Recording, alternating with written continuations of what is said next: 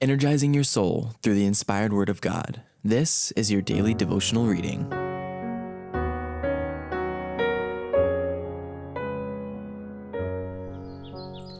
Our Daily Bread, The Impending Conflict, November 12th.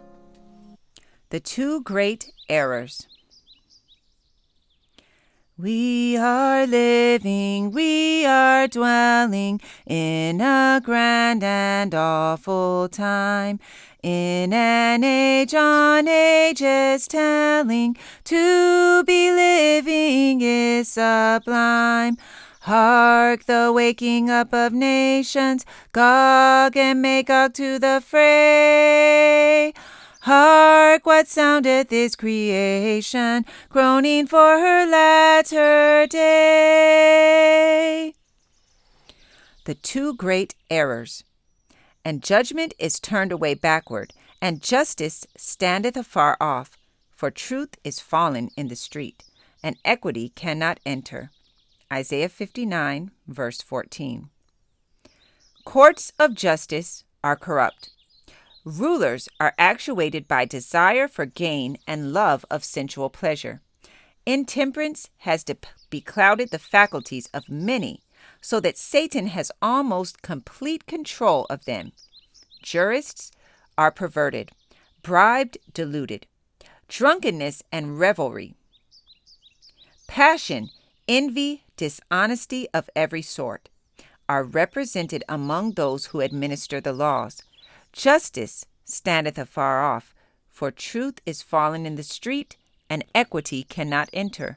Isaiah chapter 59, verse 14. The iniquity and spiritual darkness that prevailed under the supremacy of Rome were the inevitable result of her suppression of the Scriptures. But where is to be found the cause of the widespread infidelity, the rejection of the law of God, and the consequent corruption under the full blaze of gospel light in an age of religious freedom? Now that Satan can no longer keep the world under his control by withholding the Scriptures, he resorts to other means to accomplish the same object. To destroy faith in the Bible serves his purpose, as well as to destroy the Bible itself. By introducing the belief that God's law is not binding, he as effectually leads men to transgress as if they were wholly ignorant of its precepts. And now, as in former ages, he has worked through the church to further his designs. The religious organizations of the day have refused to listen to unpopular truths plainly brought to view in the Scriptures, and in combating them, they have adopted interpretations and taken positions which have sown broadcast the seeds of skepticism. Clinging to the papal error of natural immortality and man's consciousness in death, they have rejected the only defense against the delusions of spiritualism. The doctrine of eternal torment has led many to disbelieve the Bible. And as the claims of the fourth commandment are urged upon the people, it is found that the observance of the seventh-day Sabbath is enjoined, and as the only way to free themselves from a duty which they are unwilling to perform. Many popular teachers declare that the law of God is no longer binding. Thus they cast away the law and the Sabbath together. As the work of Sabbath reform extends, this rejection of the divine law to avoid the claims of the fourth commandment will become well-nigh universal. The teachings of religious leaders have opened the door to infidelity, to spiritualism, and to contempt for God's holy law, and upon these leaders rests a fearful responsibility for the iniquity that exists in the Christian world. Yet this very class put forth a claim that the fast-spreading corruption is largely attributable to the desecration of the so-called Christian Sabbath, and that the enforcement of Sunday observance would greatly improve the morals of society. This claim is especially urged in America, where the doctrine of the true Sabbath has been most widely preached.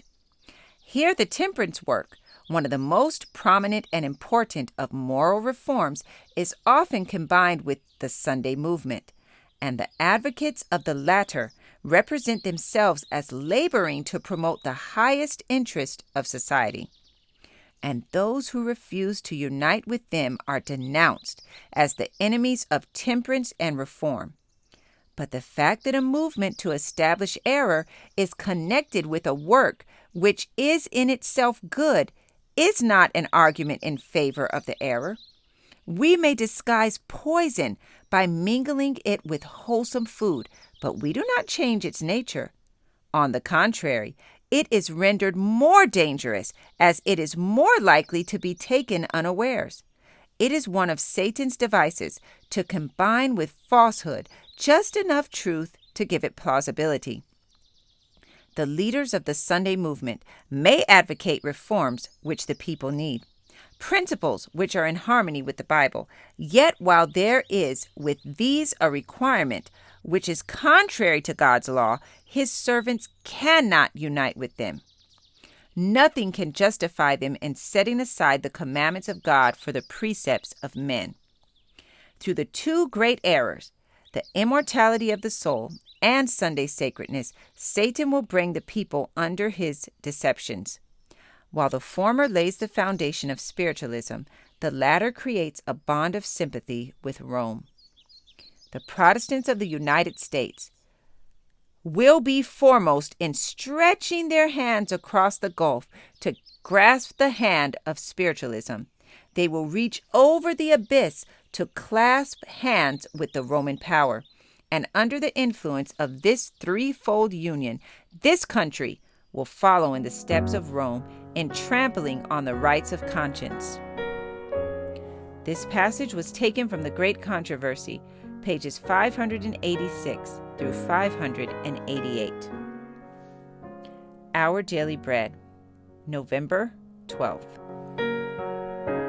I encourage you to be ye doers of the word and not hearers only. Thank you for listening, and be sure to join us tomorrow for your daily devotional reading.